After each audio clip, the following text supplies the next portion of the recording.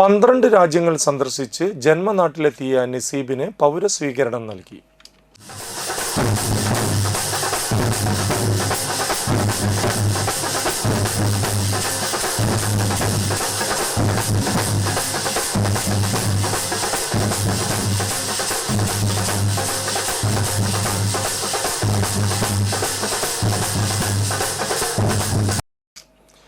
മനുഷ്യത്വം കൊണ്ട് അതിരുകൾ ഇല്ലാതാക്കുക, സ്നേഹം കൊണ്ട് വിദ്വേഷങ്ങളെ നേരിടുക.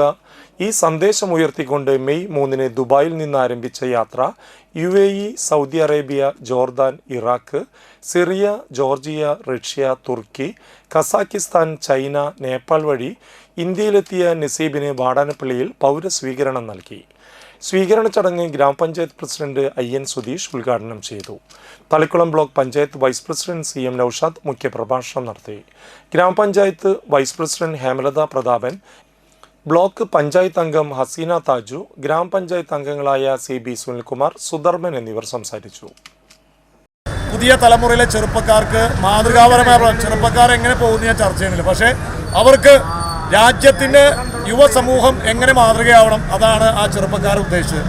ആ ഉദ്ദേശലക്ഷ്യം പ്രാവർത്തികമാക്കാൻ അദ്ദേഹം എന്താണ് മനസ്സുകൊണ്ട് തൻ്റെ യാത്രയിലൂടെ കഠിനമായ തൊട്ട ദിവസം യാത്ര ചെയ്ത് തൻ്റെ കുടുംബാംഗങ്ങളെ പോലും കാണുന്നതാണ്. ഇതാണ് അദ്ദേഹത്തിൻ്റെ ഭാര്യ ഉൾപ്പെടെയുള്ള കുടുംബാംഗങ്ങൾ അദ്ദേഹം സ്വീകരിക്കുന്നത്.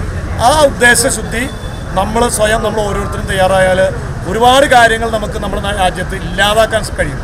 അതിനുതകുന്നവരായി മാറട്ടെ അദ്ദേഹത്തിൻ്റെ യാത്ര കൊണ്ട് ഉദ്ദേശിക്കുന്ന സന്ദേശം എന്ന് മാത്രം സൂചിപ്പിച്ചുകൊണ്ട് യാത്ര പ്ലാൻ ചെയ്യുമ്പോൾ ഇങ്ങനെയൊന്നും നല്ല രീതിയിൽ ദുബായിൽ നിന്നുള്ള യാത്ര വളരെ ഭംഗിയായിട്ടുള്ള യാത്ര ഇപ്പോൾ ഉണ്ടായിരുന്നു. നല്ലൊരു സ്വീകരണം ഇവിടെ ഇതൊന്നും ഞാൻ പ്ലാനിങ് ഉണ്ടായിരുന്നില്ല. എല്ലാം വളരെ എന്താ പറയുക, നാട്ടുകാരുടെ സ്നേഹത്തിൻ്റെ വില ആ ഒരു ഫീൽ വേറെ തന്നെയാണ്. പറഞ്ഞാലും അത് മതിയാവില്ല. തീർച്ചയായും അതുകൊണ്ട് തന്നെ യാത്രയുടെ 70 ദിവസം യാത്ര എന്ന് പറയുന്നത് തന്നെ വളരെയധികം സാഹസികതകളാണ്. ഒരു ചെറിയ വലുതുമായിട്ട് പല രീതിയിൽ നമ്മൾ ഫേസ് ചെയ്തിട്ടാണ് വന്നത്.